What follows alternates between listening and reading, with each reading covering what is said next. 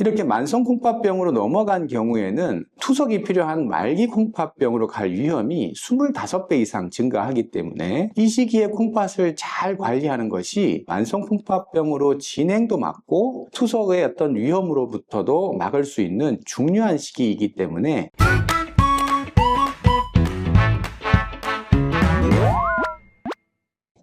안녕하십니까? 대한신장학회 등록이사 김세중입니다.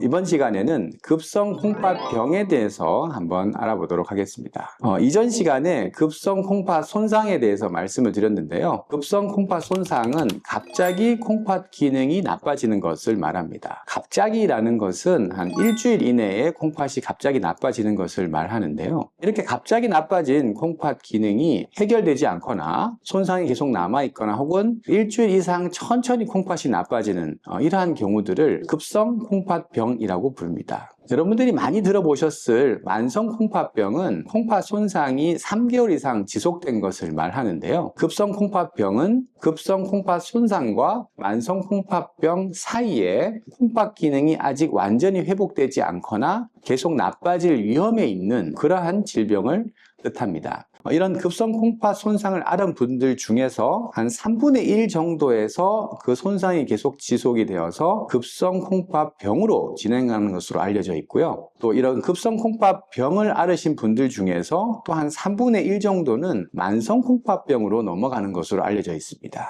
이렇게 만성 콩팥병으로 넘어간 경우에는 투석이 필요한 말기 콩팥병으로 갈 위험이 25배 이상 증가하기 때문에 이 시기에 콩팥을 잘 관리하는 것이 만성 콩팥병으로 진행도 막고 투석의 어떤 위험으로부터도 막을 수 있는 중요한 시기이기 때문에 여기에 해당되는 연구들이 최근에 많이 진행되고 있습니다. 급성 콩팥 손상에 대해서 살펴보겠습니다. 이것은 일주일 이내에 갑자기 나빠지는 것을 말하는데요. 가장 흔한 원인이 탈수, 또 약물, 또 감염병, 그리고 폐쇄 이러한 4가지 정도로 구분해 볼 수가 있습니다. 탈수를 대처하기 위해서는 탈수가 예상되는 상황에서 수분을 충분히 섭취하는 것이 중요하겠죠. 구토나 설사가 있다면 수분 섭취를 잘 하거나 아니면 병원을 방문해서 수액요법을 받는 방법도 있겠고요. 장시간 야외 활동이라든지 더운 날은 그것을 피할 수 있거나 중간중간에 쉬어가는 그런 포인트를 잡거나 혹은 물을 항상 드실 수 있게끔 물통을 준비하시는 것들이 좋겠습니다.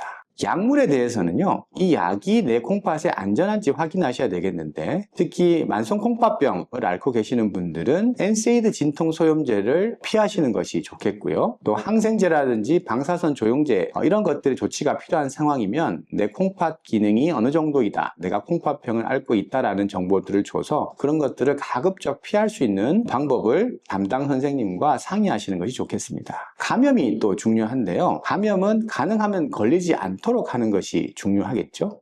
예를 들자면 예방접종을 미리 맞는다든지 혹은 감염병이 생겼을 때에 거기에 따른 적절한 치료를 빨리 받는 것이 좋겠습니다. 폐쇄는 원인 진단에 따라서 막힌 부분을 빨리 뚫어줘가지고 소변이 지나가는 길이 원활하도록 하는 것이 중요하겠습니다. 이런 각각에 해당되는 원인들이 잘 진단이 되면 급성 콩팥 손상이 빠르게 회복될 가능성이 높습니다. 그런데 이런 조치가 늦어지거나 혹은 원인이 빨리 교정이 될 수 없는 상황이라면 이 중에 한 3분의 1 이상의 환자들이 급성 콩팥병으로 진행할 수가 있겠습니다. 콩팥병이 이렇게 급성 콩팥병으로 진행한 경우에는 더더군다나 이 환자분들 중에서 3분의 1에서 만성 콩팥병으로 넘어갈 수가 있기 때문에 더 진행하지 않도록 관리하는 것이 중요한데요. 그 관리법은 앞서 말씀드린 것과 일맥상통합니다. 특히 이러한 부분들은 아픈 날 콩팥 지키기라는 캠페인을 통해서 다시 한번 설명드리도록 하겠습니다. 아픈 날은 24시간 이상 지속되는 구토나 설사, 또 약물로 조절되지 않은 38도 이상의 고열, 그리고 탈수로 인한 체중 감소, 또 소변량이 줄거나 소변 색깔이 굉장히 진해지는 경우, 또 이로 인해서 어지러운 증상이 생기는 경우, 이러한 것들에 해당되는 것이 있다면 아픈 날이라고 하겠습니다.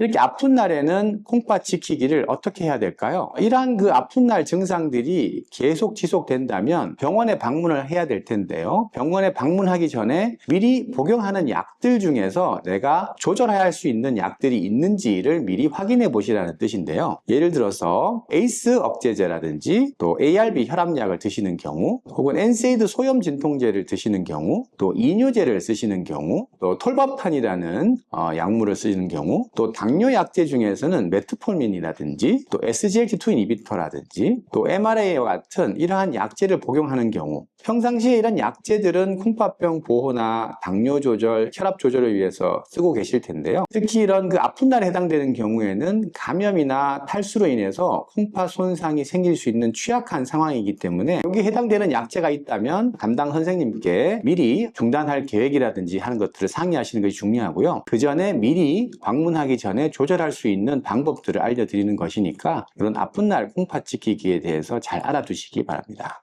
지금까지 여러 가지 콩팥병에 대해서 한번 말씀을 드려봤는데요. 이러한 정보들이 콩팥병을 앓고 계시는 여러분들에게 큰 도움이 됐으면 좋겠습니다. 네, 오늘 들으신 정보가 도움이 되셨다면 내 신장이 콩팥에 좋아요, 구독 부탁드리겠습니다. 감사합니다.